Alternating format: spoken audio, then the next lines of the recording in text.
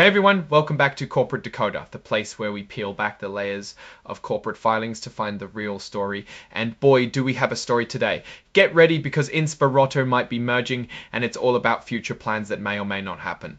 So what does this filing actually mean? Well, it's not a regular update on how Inspirato is doing right now. Instead, it's a heads up about something big, a potential merger with a company called Buyerlink. Think of it as a save the date for a potential business wedding. We're not getting deep financial numbers here, but a lot of talk about what could happen in the future. The company is telling us that they're in talks to combine with Buyerlink, and this is their way of letting everyone know, especially their investors.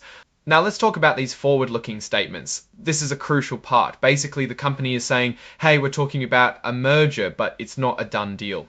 They're using words like may, will, potential, and expect, which are all signals that these are future hopes, not current facts. They're being super careful to tell us that things could change or might not happen at all. This merger idea, the proposed business combination with Buyerlink Inc. is the main event, but they're also warning us about the risks. This phrase is the company talking straight to you. It's their way of saying, don't bet your house on this merger happening exactly as we hope.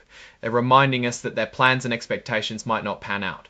It's a little like planning a picnic and then realizing it might rain. You still hope to have the picnic, but you know it's not guaranteed. This statement tells us why they're filing this now. It's not just an announcement. It's a formal step in the process of asking for approval for this merger. They're sharing this information because they want their shareholders, the people who own parts of the company, to eventually vote on this deal. And speaking of shareholders, this is where the really important advice for them comes in. They're being told to pay close attention to future documents, especially something called the definitive proxy statement. Think of this initial filing as a draft. The definitive one will have all the finalized details, the nitty-gritty that shareholders need to make a decision. This is a direct plea to Inspirato's owners. When the more detailed documents come out, read them thoroughly. This isn't just suggested, they're urging you. It's like a doctor telling you to take your medicine. It's that important for making informed decisions about your investment. The reason they're so insistent is that these future documents will contain the crucial details about the merger's terms, how it affects shareholders, and what everyone's rights are. This part is a bit of legal speak, but it's really about transparency. It means that the people in charge at both Inspirato and Buyerlink, like the CEOs and top managers, are involved in making this merger happen. Because of that, they're considered participants in getting shareholder approval. The SEC has rules about this to make sure everyone knows who is trying to influence the vote and why. It's important to know that the leadership team is financially invested in this deal going through, which is typical. The information we're looking at today actually comes from a presentation given to investors and analysts. This means the company is actively engaging with the financial community to talk about their future plans, including this potential merger. While this document itself is legal and regulatory, it's based on a presentation that aimed to generate interest and confidence in the company's forward strategy. So this isn't just random information, it's tied to a specific event.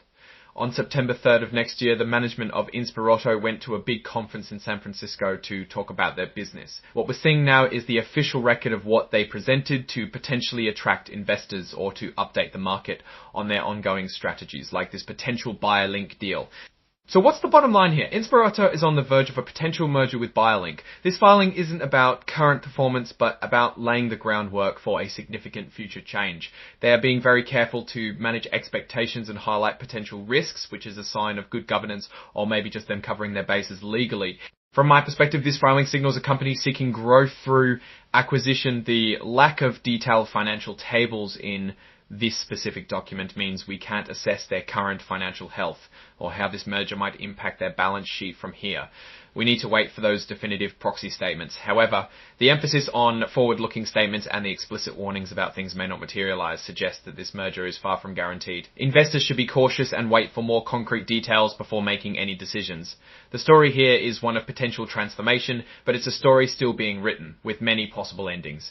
What are your thoughts on this potential Inspirato merger? Do you think it's a smart move for the company, or are the risks too high? Let me know in the comments below. If you found this breakdown helpful, give this video a thumbs up. And for more dives into the world of corporate finance, make sure you're subscribed and hit that notification bell. Don't forget to join our Discord community, linked in the description, for more exclusive content and discussions. Thanks for watching Corporate Decoder, and I'll see you in the next one.